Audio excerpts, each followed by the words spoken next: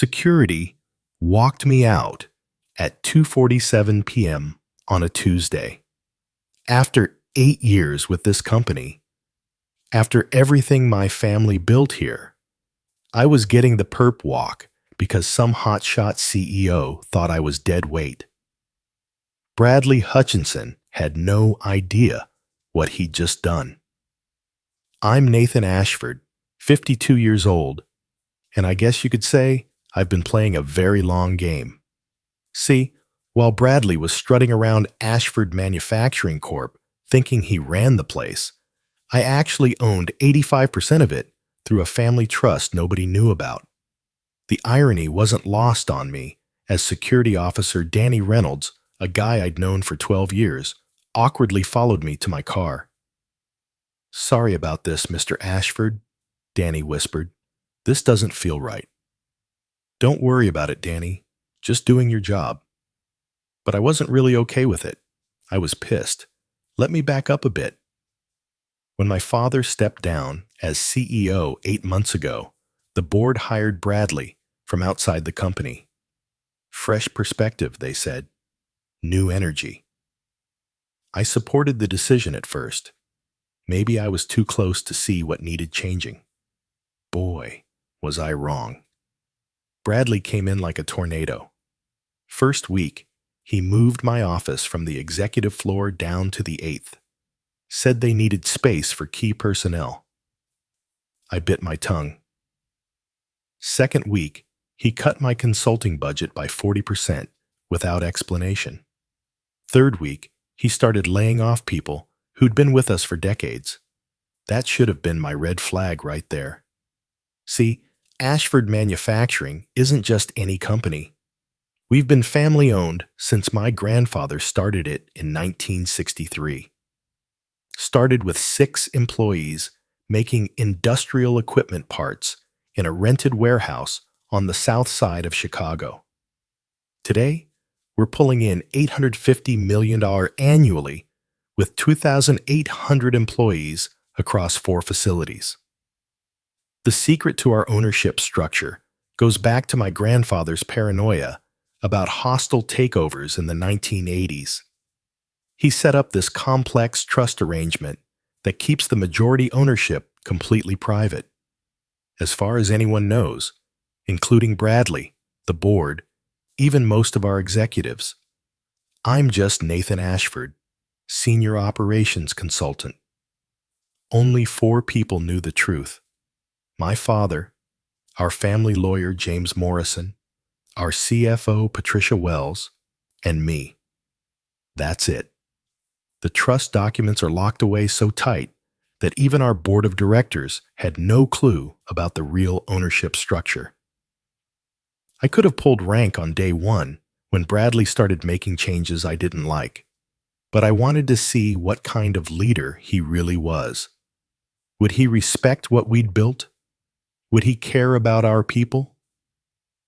The answer became crystal clear over those 8 months. Bradley's first quarterly report was a disaster. Revenue was down 8% despite having a strong market position. He blamed market conditions and legacy inefficiencies. But I knew better. Our cash reserves were actually strong. About $125 million in working capital, which was solid for a company our size. The revenue decline wasn't about market conditions. It was about Bradley's decisions. He outsourced our customer service department to a call center in Phoenix to save $2.3 million annually. Sounds smart on paper, right? Wrong. Our customer satisfaction scores dropped 23% in 6 months. We lost 3 major clients who'd been with us for over 15 years. They cited poor communication and lack of responsiveness. Then he canceled our annual employee picnic, a tradition we'd maintained for 35 years, because it was non-essential spending. The picnic cost us $45,000 a year. For a company with $850 million in revenue, That's like skipping lunch to save money. But the worst part was watching what it did to morale. Employee satisfaction surveys, which we conduct twice yearly, showed a 35% decline. People were scared, angry, confused. These weren't just numbers on a spreadsheet. These were families depending on us for their livelihoods. I tried talking to Bradley about it. 3 different times I requested meetings to discuss the direction of the company. Each time, he brushed me off with corporate speak about staying in your lane and trusting the process. The final straw came last Tuesday morning. I was in my office reviewing client retention reports when Bradley's assistant, Jennifer Walsh, knocked on my door. She looked uncomfortable, which should have been my first clue. "Mr. Ashford? Mr. Hutchinson wants to see you in Conference Room B." Conference Room B was the small one, the one they use for disciplinary meetings. I walked in to find Bradley sitting at the head of the table with HR Director Thomas Gray. Thomas had a manila folder in front of him, which was never a good sign.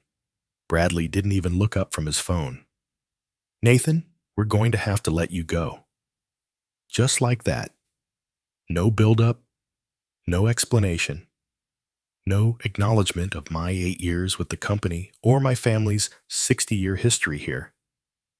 "I'm sorry," I said, sitting down slowly. "Your position is being eliminated as part of our restructuring initiative. The board has approved a 15% reduction in consulting staff, and your role has been deemed redundant." Thomas slid the folder across the table. "Your severance package is quite generous.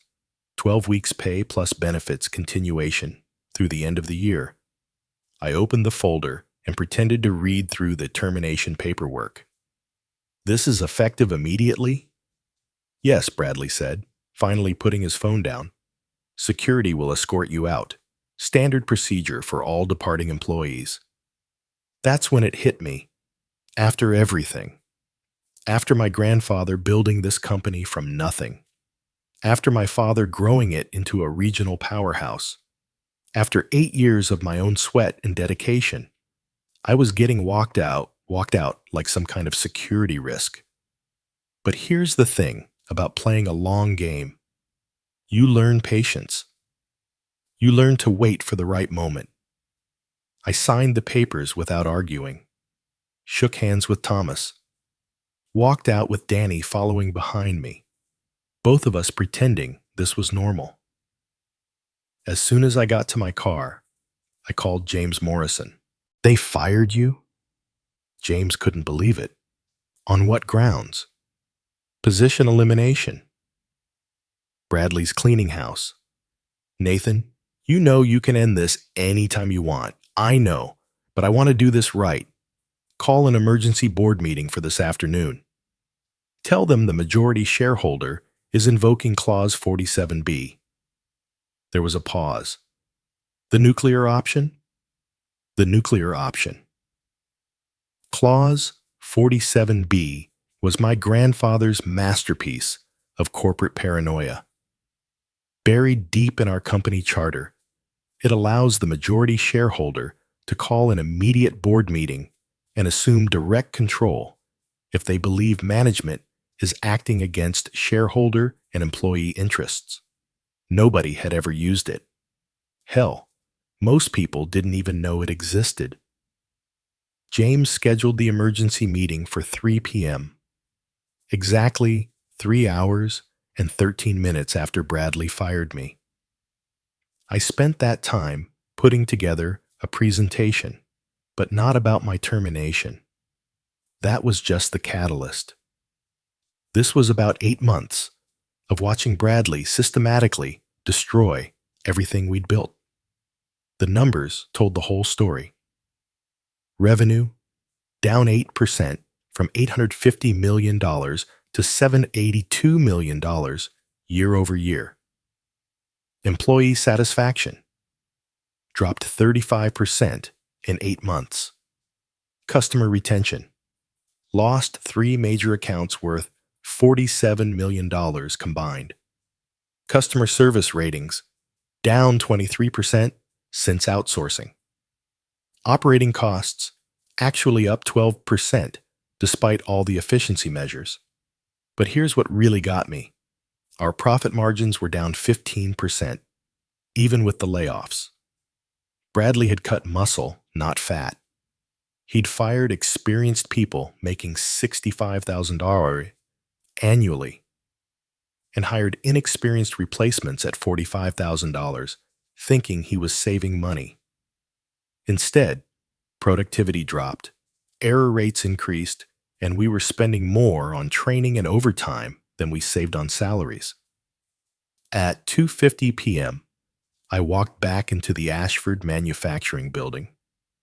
Carlos Martinez, our front desk security guard, did a double take.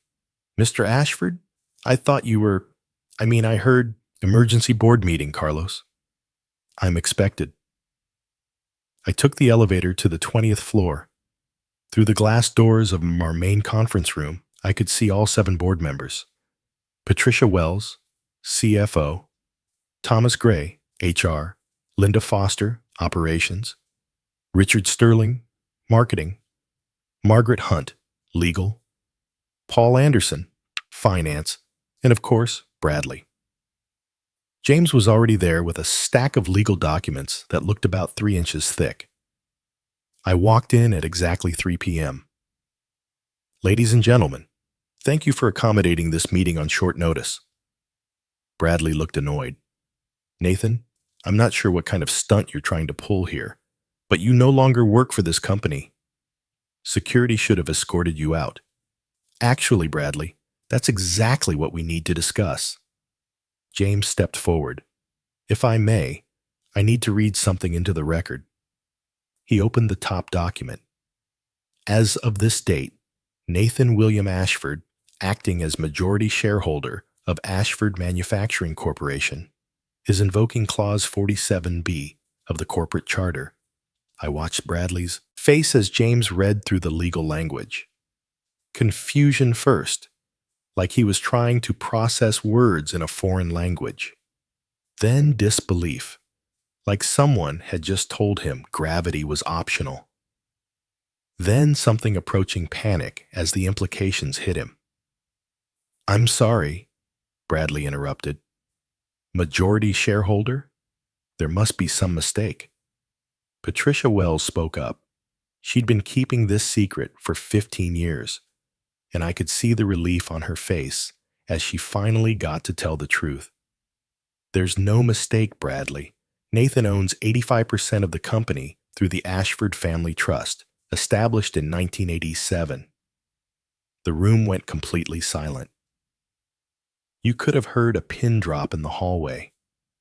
Richard Sterling, who'd been on our board for 12 years, leaned back in his chair and started laughing. "Well, I'll be damned. That explains a lot." "This is impossible," Bradley said, his voice getting higher. "I would have been told about this when I was hired. Due diligence would have revealed this." "No," I said calmly. "You wouldn't have been told.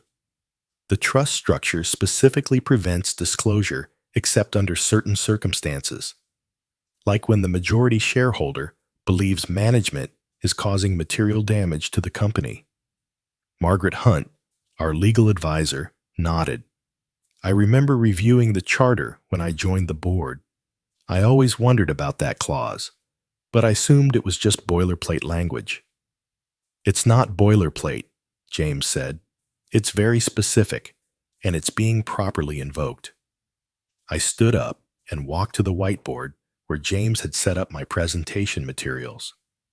Over the past 8 months, this company has experienced significant decline across multiple key performance indicators.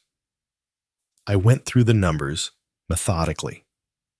Every chart, every graph, every survey result painted the same picture.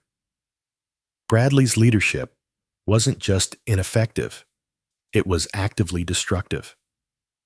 Revenue decline of 8% in a growing market, I continued. We should have grown 12% based on industry trends. That's a 20-point swing in the wrong direction. Paul Anderson, our finance board member, was taking notes. Nathan, these numbers, are they accurate? Patricia can confirm them. She's been tracking all of this. Patricia nodded. Every number Nathan is presenting comes directly from our internal reports. I've been documenting the decline since month 4 of Bradley's tenure.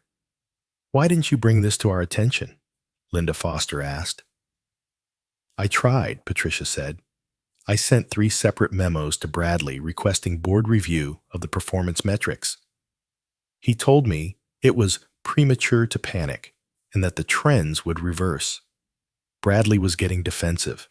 Look, any major transition involves some temporary setbacks.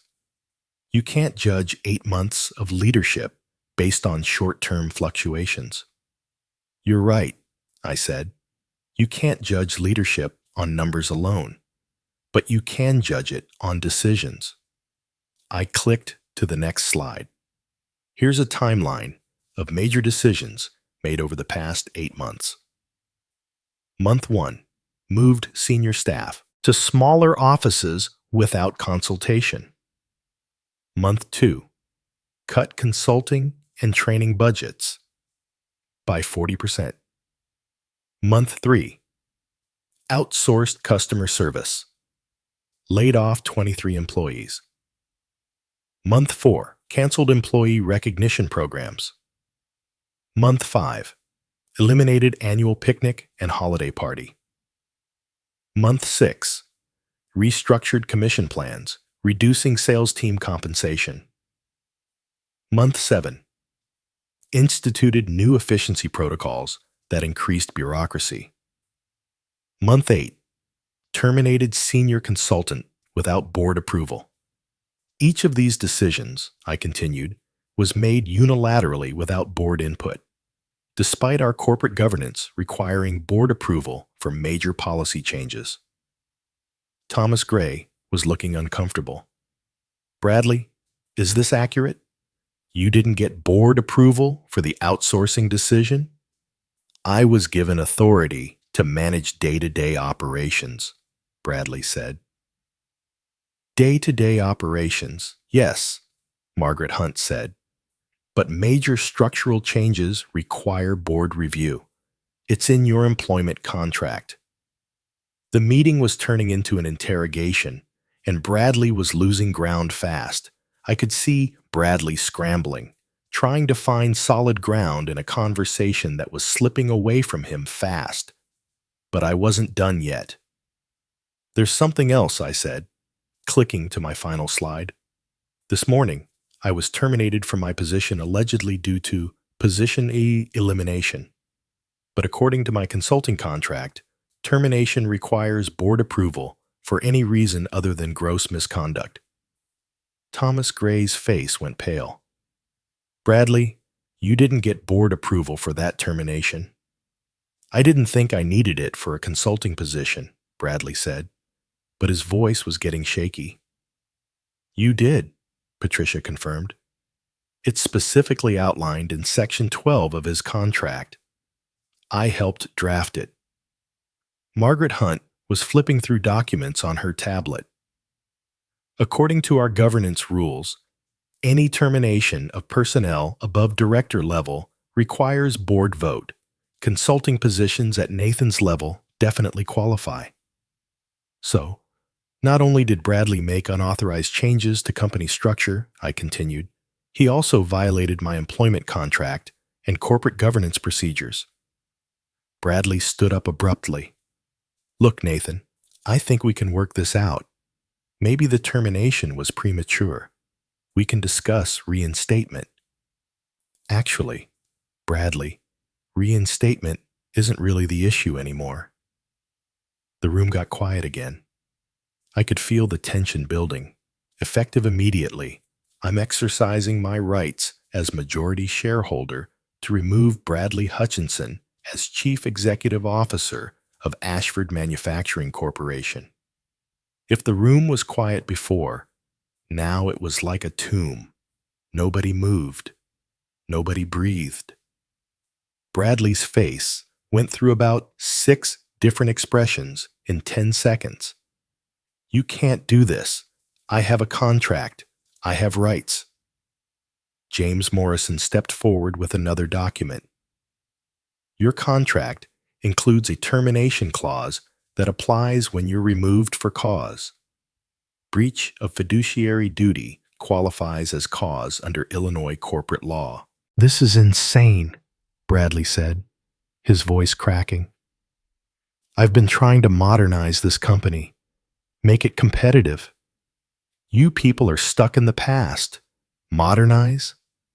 I stood up, and for the first time in this whole meeting, I let my anger show. You call firing loyal employees modernization? You call destroying customer relationships competitive? You call alienating our workforce getting stuck in the past? Richard Sterling spoke up. Bradley, I've been in business for 30 years. What you did isn't modernization. It's just bad management. The numbers don't lie, Paul Anderson added. Our profitability is down despite cost cutting. That's the opposite of what should happen.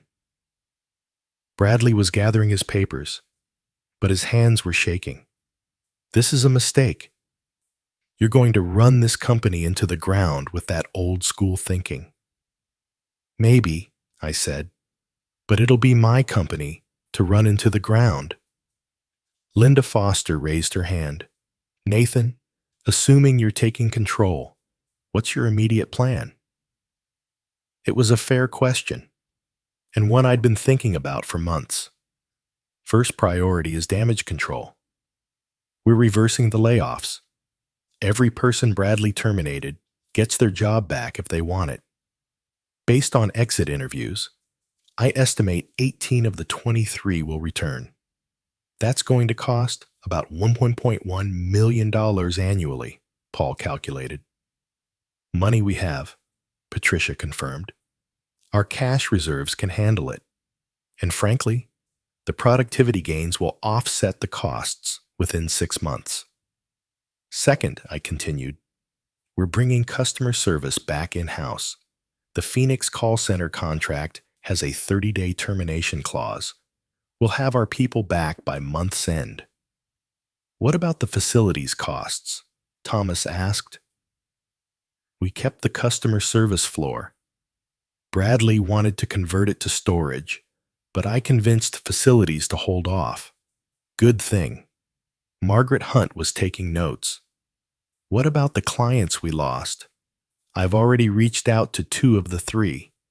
Henderson Industries and Midwest Manufacturing are willing to discuss returning if we can demonstrate improved service levels. That's $32 million in annual revenue we can potentially recover. Bradley was still standing there, looking like someone had just told him Santa Claus wasn't real. You're making a mistake. The market has changed. You can't run a business like it's 1995. You're right, I said. It's not 1995. But it's also not 2008, when everyone thought cutting everything in sight was smart business. It's 2024. And what matters now is relationships, quality, and treating people with respect. Paul Anderson leaned forward. Nathan, what about long-term leadership? Are you planning to stay as CEO? Interim CEO, I corrected. I'll run things for 90 days while we figure out permanent leadership. Honestly, I think Patricia should be our next CEO. She's been here 15 years, knows the business inside and out, and has the respect of our employees. Patricia looked surprised. Nathan, I appreciate that, but think about it, I said. No pressure. But you've been doing half the CEO job anyway, while Bradley was being Bradley. The formal vote was quick. 7 board members. Unanimous decision to remove Bradley Hutchinson as CEO and install me as interim CEO, effective immediately. Bradley finally headed for the door. "This is a mistake," he said one more time. "You'll regret this." "Maybe," I said, "but at least I'll regret it with my own decisions, not someone else's." After he left, the room relaxed for the first time in hours. Richard Sterling started laughing again. "Nathan, I have to ask, how long have you been planning this?" "Planning what? Getting fired?" "That wasn't planned." "No, I mean the dramatic reveal. The secret ownership, the whole thing. I thought about it. Honestly, I've been waiting 8 months to see if Bradley would prove me wrong. If he'd shown that he cared about our people, our culture, our long-term success, I would have supported him completely." "And when did you know he wouldn't?" Linda asked. "Month 3, when he laid off Martha Henderson from accounting. She'd been with us 23 years, never missed a day, knew every client account by heart. He fired her to save $48,000 annually and replaced her with someone making $35,000 who needed 6 months of training." Patricia nodded. "I remember that. Martha trained her own replacement, even though she knew she was being let go." "That's when I knew Bradley didn't understand what we were about," I said. "This isn't just a business. It's a community. You don't throw away 23 years of loyalty to save money you don't even need to save." The meeting wrapped up with logistics, communication strategy, transition planning, immediate priorities, standard corporate stuff. But it felt different now. It felt like we were planning to fix something instead of managing decline. As everyone filed out, Patricia stayed behind. "Nathan, can I ask you something personal?" "Sure. Why didn't you step in sooner? You could have stopped all of this months ago." I looked out the window at the Chicago skyline. "Because I wanted to be wrong about Bradley. I wanted him to succeed. Sometimes good people make bad decisions," I continued. "I thought maybe Bradley just needed time to understand our culture. Maybe he'd see that treating people well isn't just good morals. It's good business." Patricia sat down across from me. "And when did you realize he wouldn't?" "When he canceled the Christmas bonuses last December. Said we needed to manage cash flow more efficiently." "We had $125 million in reserves, Patricia. Those bonuses cost us $340,000 or total. It wasn't about money. It was about power." She nodded. "A lot of people were really hurt by that." "I know, and that's on me for not acting sooner." The next morning, word had already spread through the building. By 8 a.m., there were 20 reporters in our lobby asking about the secret ownership revelation. The Chicago Tribune had the story online by 10 a.m. with the headline, "Family Heir Takes Control After Boardroom Coup." But honestly, the media attention wasn't what mattered to me. What mattered was the text I got from Danny Reynolds at 7:30 a.m. "Mr. Ashford, heard the news. Thank you for fighting for us." That text meant more than any newspaper article. My first week as interim CEO was intense. I spent most of it undoing Bradley's changes and dealing with the fallout. The customer service transition took 3 weeks instead of the planned 2, because our Phoenix contractor tried to hold us to a 90-day notice period. James Morrison had to threaten legal action to get them to honor the 30-day clause. But the employee recalls went smoother than expected. Of the 23 people Bradley had laid off, 19 wanted to come back. The 4 who didn't had already found other jobs they were happy with, which I respected. Martha Henderson from accounting was the first to accept. "Mr. Ashford, she said. When I called her personally, I never thought I'd be coming back.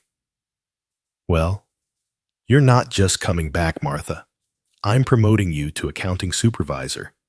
It's a $12,000 raise, and you'll be training the new people Bradley hired. I could hear her crying on the other end of the phone. Thank you. This means everything to my family. That's when I knew we were doing the right thing. The numbers started improving almost immediately. Customer service ratings went up 15% in the first month, just from having our own people back. Henderson Industries agreed to resume their contract after a site visit, where they met with our restored customer service team. That was $18 million in annual revenue back on the books. Midwest Manufacturing took longer to convince, but they came back too after we demonstrated 2 months of improved performance metrics. Another $14 million annually. By month 3, we were tracking ahead of our recovery projections. Revenue was up 12% from Bradley's low point, putting us just 3% below our historical baseline. More importantly, employee satisfaction surveys showed a 28% improvement from the Bradley era. The board meeting where we discussed permanent CEO succession was probably the easiest corporate decision I've ever been part of. Patricia Wells was the unanimous choice. She'd been doing the job anyway. Bradley had delegated most operational decisions to her, while he focused on strategic initiatives that usually involved cutting something. Patricia, I said during her official offer meeting, you've earned this position 10 times over. The question is whether you want it. She smiled. Nathan, I've been wanting to fix this company for 8 months. Now, I finally get the chance. Her first day as CEO was 6 months after Bradley's firing. I transitioned to chairman of the board, which honestly suited me better. I could focus on long-term strategy and family legacy stuff without getting bogged down in day-to-day operations. Bradley, by the way, landed a position with a consulting firm in Dallas. I heard through industry contacts that he's doing fine. No hard feelings on my end. Some people just aren't the right fit for certain situations. About a year later, I was cleaning out my father's old desk when I found a letter he'd written but never sent. It was addressed to me, dated 3 days after Bradley was hired. Nathan, it read, I hope I made the right decision stepping down. This company is your inheritance, but more than that, it's your responsibility. I trust you to know when to act and when to wait. Your grandfather built something special here. Don't let anyone destroy it, even if they have good intentions. I sat there, reading that letter 3 times. My father had known. Maybe not the specifics, but he'd sensed that Bradley might not work out, and he'd trusted me to handle it. As I write this, it's been 18 months since that Tuesday when security walked me out. Ashford Manufacturing is doing better than ever. Revenue hit $920 million last year, up 18% from Bradley's final numbers. We've hired 240 new employees. Customer satisfaction is at an all-time high. More importantly, people want to work here again. Our employee retention rate is 94%, compared to 67% during Bradley's tenure. The annual employee picnic last summer had over 1,800 people show up, families included. Patricia gave a speech about getting back to our roots, and honestly, there wasn't a dry eye in the crowd. I learned something important through all this. Power isn't about the title on your door or the size of your office. It's about knowing when to use it and when to hold back. For 8 months, I watched someone make decisions that hurt people I cared about. I could have stopped it on day one, but I wanted to give Bradley every chance to succeed. Maybe that was naive. Maybe I should have acted sooner. But I think there's value in patience, in letting people prove who they really are before you judge them. The best revenge isn't about making someone pay for their mistakes. It's about fixing what they broke and making sure it doesn't happen again. Bradley Hutchinson taught me that lesson, though I doubt he meant to. Sometimes the best teachers are the ones who show you exactly what not to do. These days, I spend most of my time thinking about the next generation. Patricia's doing a great job as CEO, but she's 51. We need to start planning for the future, building a leadership pipeline that can carry this company forward for another 60 years. My grandfather would be proud, I think. He built something that survived his paranoia, my father's caution, my patience, and Bradley's ambition. That's not luck. That's good bones. And good bones last forever, as long as someone's willing to protect them.